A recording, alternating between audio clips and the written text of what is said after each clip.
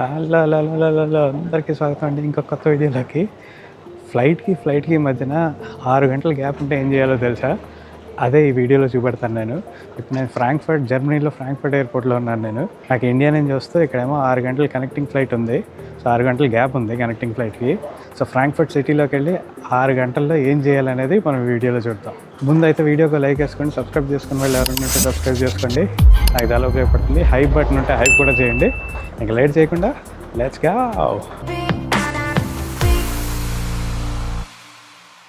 Airport నుంచి city చాలా దగ్గర 2 మార్గాలు ఉంటాయి. ఒకటి ఆబ్వియస్లీ ట్యాక్సీ, 2 స్టేషన్ ట్రైన్.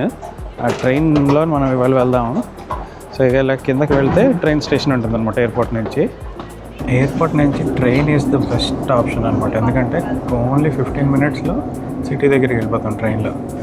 రోజు మొత్తానికి టికెట్ కావాలంటే 13.5 యూరోలు. అదే సింగిల్ టికెట్ అయితే 6 యూరోలు. మనం ఎనివే తిరిగి రావాలి కాబట్టి ఫుల్ డే టికెట్ బెస్ట్ అనమాట.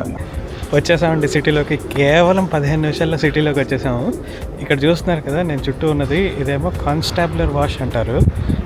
ఇవాళ ఖాళీగా ఉంది ఎందుకంటే ఇవాళ సండే, కానీ థర్స్డే లేదా శనివారం, లక్షవారం కానీ శనివారం కానీ అయితే ఇదంతా కూడా ఫుల్గా జనాలు ఉంటారనమాట. సంతలాగా ఉంటుందట మార్కెట్ అంతా, ఈ స్క్వేర్ అంతా కూడా. ప్రస్తుతానికైతే ఇదంతా ఖాళీగా ఉంది. ఈ చుట్టూ షాప్స్ అవి ఉన్నాయి, కానీ బాగున్నది. చలి కూడా లేదు ఇవాళ, పర్వాలేదు, టైంకి వచ్చాం. అండ్ ఈ సిటీ మొత్తం సూపర్ సైకిల్ ఫ్రెండ్లీ అండి. చూడండి ఇక్కడ ఎన్ని సైకిల్ స్టాండ్లు ఉన్నాయో. అందరూ చాలామంది సైకిల్ మీద తిరుగుతారు. రెంట్కి కూడా సైకిల్ తీసుకొని తిరగచ్చు కావాలంటే. ఇక్కడ చెట్లన్నీ ఉన్నాయి చూడండి. వీటికేమో ఆకులు ఏమీ లేవు, మరి ఎందుకు ఇలా ఉన్నాయో తెలియదు. కానీ ఇక్కడేమో మంచి దీనిగా లైట్లు అవి ఉన్నాయి, బాగున్నాయి. రాత్రి వస్తే బాగుంటుంది ఇక్కడ. ఈ వ్లాగ్ చాలా చిన్న వ్లాగ్ ఉంటుంది అనుకుంటున్నాను, కానీ ఎంత అవుతుందో తెలియదు, చూద్దాం. నా లెక్క ప్రకారం లెస్ దాన్ 10 మినిట్స్ ఉంటుంది. పంచైన్ ఫౌంటైన్ ఒకటి ఉంది ఇక్కడ, కానీ అందంగా ఉంది.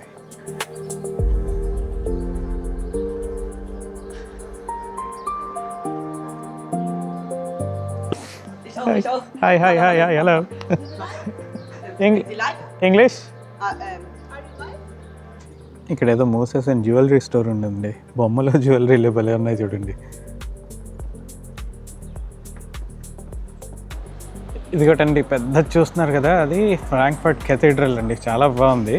వెరైటీగా పార్కింగ్ ఫ్రీ ఇక్కడ. సిటీలోని ఫ్రాంక్ఫర్ట్ లాంటి సిటీలోని పార్కింగ్ ఫ్రీ అని నేను అసలు ఎక్స్పెక్ట్ చేయలేదు.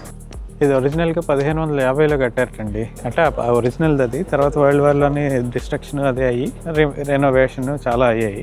దీని ఆర్కిటెక్చర్ అంతా చూడండి గాథిక్ స్టైల్లో ఉంటుంది. గాథిక్ స్టైల్ అంటే ఇప్పుడు పైన అవన్నీ చూస్తున్నారు కదా, దాన్ని గాథిక్ స్టైల్ చర్చ్ అంటారు. ఇదేమో 95 మీటర్ల పొడుగండి మొత్తం. సెయింట్ బార్థోల్మ్యూ అనే అతనికి డెడికేట్ చేశారట ఈ చర్చ్. ఇక్కడ చూడండి ఫ్రెండ్స్, సెయింట్స్ తాలూకు బొమ్మలన్నీ ఉన్నాయి గేట్ మీద. ఈ కెథీడ్రల్ పక్కన ఇటువైపు ఈ బిల్డింగ్ చూడండి, భలే ఉంది కదా ఇది. దీన్ని హౌస్ ఆఫ్ గోల్డెన్ స్కేల్స్ అంటారండి. ఈ కింద ఏదో బేకరీ ఉంది, కానీ యాక్చువల్లీ పైన చూడండి బిల్డింగ్ అంతా వరల్డ్ వార్ టైంలో డిస్ట్రక్ట్ అయిపోయింది, కానీ ఇది కూడా మళ్ళీ కట్టారనమాట. యాక్చువల్లీ మనం ఇంకో ప్లేస్కి వెళ్తున్నాము, ఇలాంటి బిల్డింగ్స్ అక్కడ ఇంకా చాలా ఉంటాయి, చెప్తాను మీకు. ఇప్పుడు నేను ఉన్నాను చూసారండి, ఇదేమో రోమర్బర్గ్ స్క్వేర్ అంటారనమాట. ఈ వెనకాల బిల్డింగ్ చూస్తున్నారు కదా, దాన్నేమో రోమర్ అంటారు. యూరోప్లో ఏ సిటీకి వెళ్ళినా సరే వరల్డ్ వార్ 2 వల్ల మొత్తం అంతా నాశనం అయిపోయిందండి. ఫ్రాంక్ఫర్ట్ ఏమీ స్పెషల్ కాదు, ఫ్రాంక్ఫర్ట్ కూడా అదే కేటగిరీ. సో ఆ డిస్ట్రక్షన్ అయిన తర్వాత వీళ్ళేమో ఆలోచించారు. మీరు నా పాత బుడాపెస్ట్ వీడియో ఇవన్నీ చూసారనుకోండి, అవన్నీ పాత ముందు ఎలాగున్నాయో అలాగే కట్టారు వాళ్ళు వరల్డ్ వార్ తర్వాత. వీళ్ళు ఆలోచించి మొత్తం సిటీ అంతా మోడర్న్గా కట్టారు. ఇప్పుడు చూసారనుకోండి బిల్డింగ్స్ అన్నీ మోడర్న్ బిల్డింగ్స్ అన్నీ ఉంటాయి సిటీలో. కాకపోతే ఇక్కడ ఒక్క దగ్గర మాత్రం, ఈ స్క్వేర్ ఒక్క దగ్గర మాత్రం ముందు ఎలాగుందో అలాగే కట్టారు. ఇందులో బిల్డింగ్ చూపెట్టాను చూసారా, సిమిలర్ బిల్డింగ్స్ అన్నీ ఇక్కడ ఉన్నాయి చూడండి. వుడెన్తో కట్టిన స్ట్రక్చర్స్ లాగా అనమాట. రెడ్, మెరూన్, బ్లాక్ ఈ రంగుల్లో ఉంటాయి అనమాట. అంటే చాలా డిఫరెంట్ ఆర్కిటెక్చర్ ఇది. మామూలుగా ఏ యూరోపియన్ సిటీకి వెళ్ళినా సరే నార్మల్ వేరే ఆర్కిటెక్చర్ ఉంటుంది, కానీ ఇక్కడ ఒక్క దగ్గర మాత్రం ఫ్రాంక్ఫర్ట్ చాలా యునీక్ ఆర్కిటెక్చర్. యాక్చువల్లీ ఈ బిల్డింగ్ చూస్తున్నారు కదండి, ఈ బిల్డింగ్ని రూమర్ అంటారు, స్క్వేర్ని రూంబర్గ్ స్క్వేర్ అంటారు అనమాట. రూమర్ అంటే రోమన్ అని. ఇక్కడ యాక్చువల్లీ నేను మీకు రోమన్ రూయిన్స్ చూపెడతాను, అవి ఉన్నాయని ఎవ్వరికీ తెలియదు, కానీ మీకైతే మాత్రం స్పెషల్గా నేను చూపెడతాను. ఇవి కూడా ఓల్డ్ స్టైల్లో కట్టినవండి బిల్డింగ్స్. చూడండి మంచి పాస్టల్ కలర్ బిల్డింగ్స్ అన్నీ ఉన్నాయి.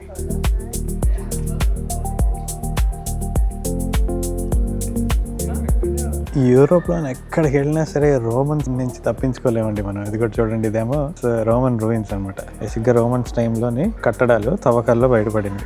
ఇది కాదు తవ్వకాలు ఎలా బయటపడ్డాయో అంతా రాశాడు. ఒరిజినల్గా ఇక్కడ ఉన్న రోమన్ బిల్డింగ్ ఇలా ఉండేదిట.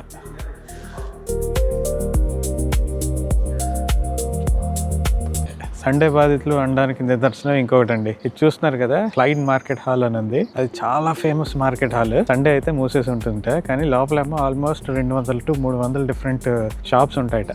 స్పైస్ షాప్లు, మిరపకాయలు, ఇలాంటివన్నీ. అండ్ మెయిన్లీ ఇక్కడ యాపిల్ వైన్, అక్కడ చూస్తున్నారు కదా, యాపిల్ వైన్ గ్యాలరీ అని ఉంది. యాపిల్ వైన్ ఇక్కడ ఫ్రాంక్ఫర్ట్కి చాలా ఫేమస్ అనమాట. సో ఈ యాపిల్ వైన్ షాప్స్ కూడా లోపల చాలా ఉంటాయట. ఇదో చూడండి, ఇక్కడేమో మనకి డిస్ప్లేకి ఉన్నాయి కాబట్టి ఇక్కడ నుంచి చూసి చూడండి. పేరు ఇదిగో క్లైన్ మార్కెట్ హాల్. ఇక్కడ నుంచి ఎంట్రీ అనమాట లోపలికి. మామూలుగా ఇదంతా ఇంత ఖాళీగా ఉంది. అదే నిన్న కానీ వచ్చుంటే జనాలు పిచ్చగా ఉండేవారు.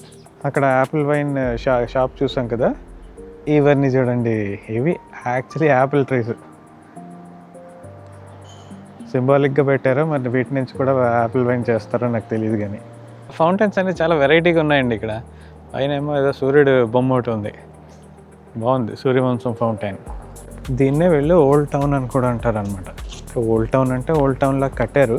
న్యూ బిల్డింగ్స్, ఓల్డ్ బిల్డింగ్స్ అన్నీ కూడా ఒకే టైంలో కట్టినా సరే దీన్ని ఓల్డ్ టౌన్ అంటారు అనమాట.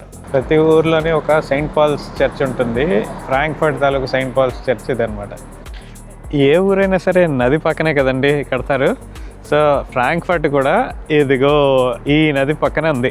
ఈ నది పేరేమో మెయిన్ అండి. ఫ్రాంక్ఫర్ట్లో మీరు ఎక్కడైనా చూసారనుకోండి, ఫ్రాంక్ఫర్ట్ మెయిన్ అంటాడు. సో బేసిక్గా ఇది నది పేరు మెయిన్. సో దాన్ని ఊరిని కూడా ఫ్రాంక్ఫర్ట్ మెయిన్ అని చాలా మంది అంటారు అనమాట. అక్కడ చూడండి, అటువైపు ఏమో ఒక చర్చ్ కూడా ఉంది, అందంగా ఉంది చూసారా. కానీ ఇప్పుడు మనం వెళ్ళబోయేది ఆ బ్రిడ్జ్ దగ్గరికి అనమాట. అది మెయిన్ బ్రిడ్జ్ అనమాట. ఇక్కడ పెడెస్ట్రియన్ బ్రిడ్జ్, ఐజర్నర్ స్టెగ్ అంటారు దాన్ని. ఆ బ్రిడ్జ్ పేరు ఐజర్నర్ స్టెగ్. ఈ బ్రిడ్జ్ మీదకి ఎక్కడానికి లిఫ్ట్ కూడా ఉందండి, ఎక్కలేని వాళ్ళు, లేకపోతే ఇక ఇలా మెట్లు ఎక్కెళ్ళచ్చు. ఇందాక చెప్పాను కదండి, ఫ్రాంక్ఫర్ట్ అంటే మొత్తం అంతా పెద్ద పెద్ద మోడర్న్ ట్రైస్ బిల్డింగ్స్ ఉంటాయని. చూడండి, పొడుగు బిల్డింగ్లు అన్నీ ఉన్నాయి చూసారా, అది మోడర్న్ ఫ్రాంక్ఫర్ట్. అండ్ ఇటువైపు అంతా కూడా ఓల్డ్ ఫ్రాంక్ఫర్ట్ అనమాట మనం ఇప్పుడు వచ్చింది. ఈ యూరోప్లో మీరు ఏ బ్రిడ్జ్ చూసినా సరే ఇగో ఇలా తాళాలు వేసేసి ఉంటాయండి. ప్రేమని తాళాలతో బంధించేస్తారనమాట. దీని మీద వాళ్ళ పేర్లు కూడా రాసుకుని ఉంటారు. మనమేమో రాళ్ల మీద, రప్పుల మీద రాసినట్టు వీళ్ళు ఇలా తాళాలకి రాస్తారు. ఈ ఫ్రాంక్ఫర్ట్కి 2 నిక్ నేమ్స్ ఉన్నాయండి. ఏంటో తెలుసా? ఈ రివర్ పేరు మెయిన్ అని చెప్పాను చూసారా, సో దీన్నేమో మెయిన్ హ్యాటన్ అంటారు. ఈ బిల్డింగ్లన్నీ మ్యాన్హాటన్ బిల్డింగ్స్ లాగా ఉంటాయని దీన్ని మెయిన్ హ్యాటన్ అంటారు. అండ్ ఇదేమో ఫైనాన్షియల్ క్యాపిటల్ అనమాట. యూరోప్కి ఫైనాన్షియల్ క్యాపిటల్ ఇది. సో దీన్ని ఫ్రాంక్ఫర్ట్ అని కూడా అంటారు. సో మెయిన్ హ్యాటన్, ఫ్రాంక్ఫర్ట్ అని 2 నిక్ నేమ్స్ ఉన్నాయి దీనికి.